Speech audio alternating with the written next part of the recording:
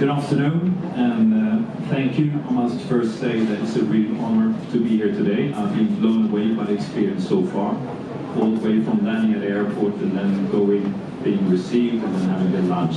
So congratulations to Khon Kaen and to the team behind this experience. We can start the slides, please.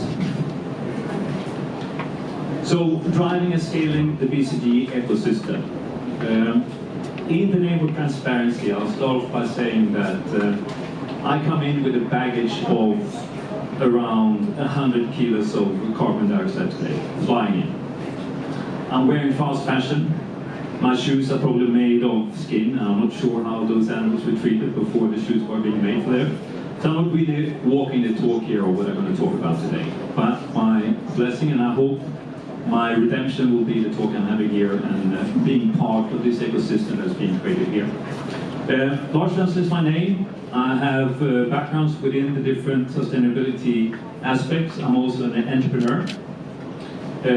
I used to be the former sustainability director with IKEA Southeast Asia. And I represent Joint Foreign Chamber of Commerce Thailand today. And if you look at the Joint Foreign Chamber of Commerce in Thailand, it is representing over 30 plus chambers of commerce in Thailand.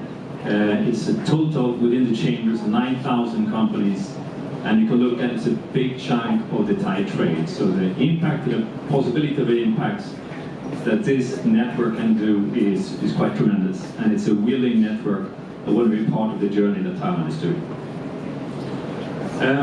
So today, I'm not sure some of you might recognize this. It's not going to be a wedding, but I'll talk about something old. Something new, something borrowed, something blue, and a silver sixpence in your shoe. It's an old rhyme. So the old will be the topic. What I'll touch upon today, you'll have heard many times over a beer. You've heard it, seen it in the newspaper, you've heard it from the government institutions, and you've been talking about it in the breakfast table with your colleagues, etc. Something new today is the Khon Kaen Innovation Center, and also talking about connecting the dots inside the system. The board will be the Rhine. Something blue is related to faith, is related to relationship, is related to love, is related to modesty, and it so happens blue is the goal, partnerships for the goal, the UN SDGs. And it's an important thing to remember that nothing can happen today without the partnerships. And the silver sixpence in your shoe is actually supposed to be the father, or maybe in this case in Thailand, the uncle, who are the one that is needed to be able to then generate and create wealth in that type of partnership. So BCG, you're familiar with it. I mean, it's a Thai National Science and Technology Development Agency who minted the concept and was conceptualized, number one, to drive the economic and social development. So it's looking at it as a vehicle to underpin the 4.0 policy and drive it forward. So this is nothing new. You heard it before, many times, many places. I'll list a few conversations and examples of this. So here's an example of an article in Bangkok Post, where they talk about Thailand is promoting biocircular and green economy as a model to drive the economic growth, and which is also in line with the development towards a value-based economy. And then we'll have quotes from before the APEC meeting. There was an APEC BCG Economy Thailand in 2022 in October, I think it was, talk about tech to this. So we have Professor Zirur, Secretary for Higher Education, Science, Research and Innovation, talk about driving Thailand's BCG economy agenda, and he emphasized that this forum intends to introduce the biocircular green economy BCG model and link it with policies, technology, innovation, as well as investment, and the relevance also in APEC in a regional scale. And then you have Professor Dr. Sukit, NSTDA president. He described this very event as a platform for facilitating and supporting trade, investment, academic cooperation to serve Thailand's BCG. So what he said is, bring all sectors together, from business to industry, research institutes, policymakers, to drive work plans into concrete deliverables and actions and outcomes. So that will be the sustainable development based on the BCG approach. And there's more line chatter here, you'll hear, and you recognize this. So BUI would say similar things. DIPA, EEC, Board of Trade, Thai Chamber of Commerce, you have innovation clubs, innovation centers, impact venture capital funds, accelerators, the World Bank, incubators, universities, research centers, Ericsson as a company, Siam Cement Group, they all talk about the same thing. And if you listen to other institutes like Joint Foreign Chamber of Commerce, this is part of their mission. GFCCT supports BCG, Biocircular Green Objectives, the UN SDGs, which also embrace features of better business, and other measures to achieve a more sustainable economy. So sustainability integration is a GFCCT practice. And if you look at SASIN, SASIN Sustainability Entrepreneurship Center, their mission to be at the forefront of promoting entrepreneurial sustainability best practices in ASEAN, taking a regional perspective on it, and looking at sustainability ecosystems to benefit Thailand and the region. Not only looking at the school, not looking at where they are in Bangkok, looking at Thailand and the region as a totality. Mobilize resources in Thailand and abroad to support research in the fields of sufficiency economy, sustainable development, responsible business practices, and then to improve Thailand's innovation landscape through collaborations. Similar type of discussions and missions embedded in these organizations. And there are action, and you can see that in Thailand. KKIC is a very good example where an organization like Midpoon are setting up in Khon Kaen, going out on the countryside in the provinces and connecting back into the Bangkok ecosystem to them, working with authorities and creating a model and an ecosystem out here.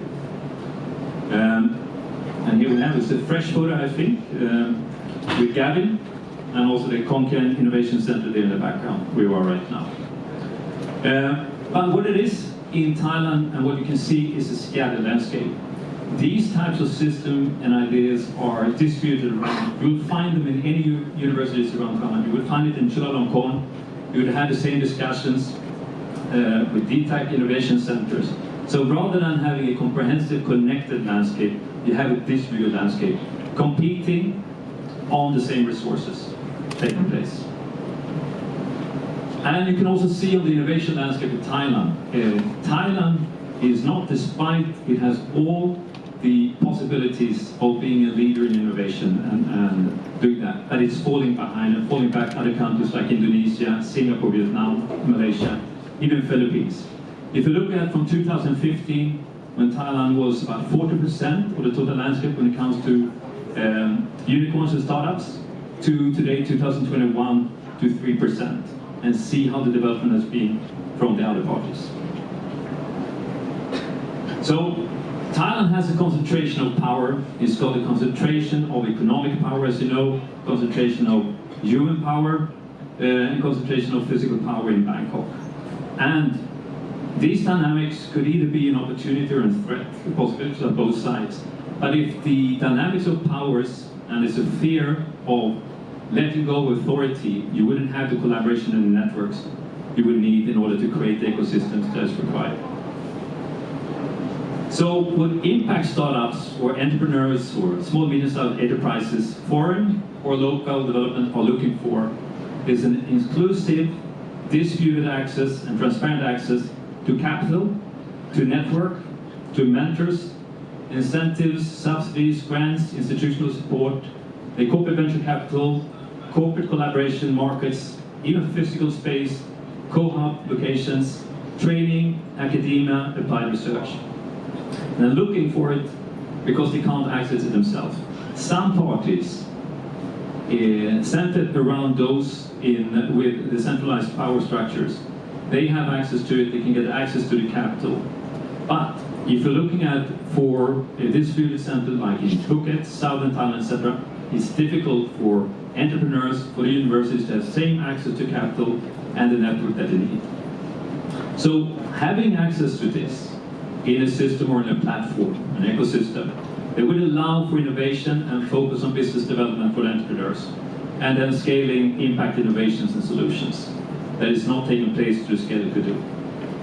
And also for the capital, likewise, corporate government institutions and incubators, they are looking for inclusive, distributed, transparent access to startups, entrepreneurs, SMCs, innovations, technologies, research resources, similarly, corporate collaboration, partnerships, physical space and co-ops. That would for them allow for innovation, collaboration and acceleration linked to a national development agenda, the Thailand. Exactly what we talk about when it comes to BCG and the BCG ecosystem. It's not taking place on a scale right now. Talks everywhere. Most parties want the same thing, but something hindered them to do that. So, about connecting the dots then rather than being a scattered landscape. We're looking at ecosystem, and I think Joe here gave a good example of how it's been set up and we're working in China with complete ecosystems that can drive innovation and drive the change that's needed.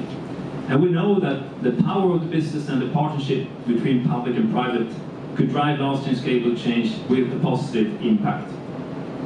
And there's a potential solution opportunity then in building that national ecosystem as we're talking about, between entrepreneurs, government institutions, academia, entrepreneurs, corporations, capital, etc. And that could profitably solve these pressing needs and solutions and the pressing threats for both Thai regional and global challenges and problems that we have. So the creation of a national impact accelerator ecosystem with partners who believe that solving Thailand's and apex and our time's toughest problems is not only a moral imperative, but it's a real financial business opportunity that could help drive the full development of Thailand forward. And this is recognized. No one's saying it's the opposite, but it's not happening to the same change. So that Thai National Accelerator for Impact Startups and Entrepreneurs, we're looking at having then an ecosystem with local international academic institutions, because it's the same discussion that is taking place in other countries, both in the region and also in Europe, on finding this, but also for proprietary technologies to find a way to Thailand, to find a way to collaboration partners. It's hard for small, medium-sized companies to do that and achieve that on their own, unless there was an ecosystem where they could have access to information, policies, subsidies and possibilities in the same way. And there are rules to play here for all stakeholders, as contributors, as benefiters at the same time, marketplace for opportunities, development, innovation, investment, markets, incentives, network and knowledge. And if you look at the gap that exists and the need to have in Thailand to drive that national development agenda, so it exists today, distributed and scattered in different extents and in different industries. But it's smaller, it's an isolated, and it's not scaled to the same level it could be. And none of these have the full ecosystem. I think Khon Kaen Innovation Center is close to creating it because of the power of the network and the funds behind it, and also the ability that being to work with the community here in Khon Kaen and support they have. This gap is not only in Thailand, it also exists in other markets. It doesn't matter whether you're looking at Sweden or Holland or UK, Malaysia, same discussion, same challenges. And many of the initiatives that exist here are also focused on early stage development stage. And there's a gap here when it comes to already commercialized solutions that might not have access to the capital, that have proprietary technologies that doesn't reach the market or can create the awareness of their own to create those partnerships that we're talking about. So there's a need of facilitating here and connecting these groups and systems and institutions to talk to each other, to participate fully in building up, running and steering of such ecosystem. And if you look at what GFCCT said, what SASN is saying, what BOI, all talk about the same language. This needs to be done, but it's not happening. So we have the example here. GFCCT, SASN, Ericsson and others are willing, keen to be a supporting stakeholder in such an ecosystem. And it would be aligned with the direction, the mission they want to do. And it would also represent the interest of the participating members in, for example, GFCCT, the 9,000 companies. And it also could connect and participate in developing the Thai National Development Agenda. And the focus we're looking at these areas, we can talk about it in the BCG format, etc. But it is about scaling impact. And it could be sustainable production consumption, it could be climate and circularity, social inclusion and equality, or we could call it food, agriculture, forestry, and indeed tourism education. or BCG, 4.0, Smart City, and ESG. It's the same thing we're talking about. So such an ecosystem then, that we talk about is basically circled around the innovation, the entrepreneurs, and the companies in the center, and then surrounded them with capital, academic institutions, government institutions, mentor systems network, incubators, other institutions, including World Bank, United Nations, GIZ, etc., corporate partners, corporate partnerships. And what's needed is an oversight board and foundation, a complete ecosystem that has the possibility of driving this in our union. A little bit what happened when COVID hit Thailand, and we started on a top government level and driving then down the national strategy on how to do it, organizing ministries and departments around them, and everyone following the same pipe. So, in summary then, Partnership for the School, we talked about something old, something new, something bored, something blue, but the silver sixpence in your shoe, we're either talking about the uncle or on the Prime Minister office or the top government level in order to make this happen and facilitate and take place. So there's no lack of awareness, there's no lack of willingness, there's no lack of need, needs uncle silver pence and connecting the dots. So I'll just end with a quote. Ingvar Kamprad, the founder of IKEA, he used to talk about glorious future, but before everyone started cheering much, he also said, most things remains to be undone. Thank you. Thank you very much, Mr.Lars Sverison, for your good sharing. Thank you very much. Yeah, I had the opportunity since I was speed talking so much. So if there's any questions, or if you'd like to, because this is like a stand-up comedy scene, so it's possible for heckling. They have promised me that they will throw me off the stage once over 20 minutes. So if there's anything you would like to ask, let me know. The floor is open. And the floor for the Q&A sections. You have the questions, you can raise your hand.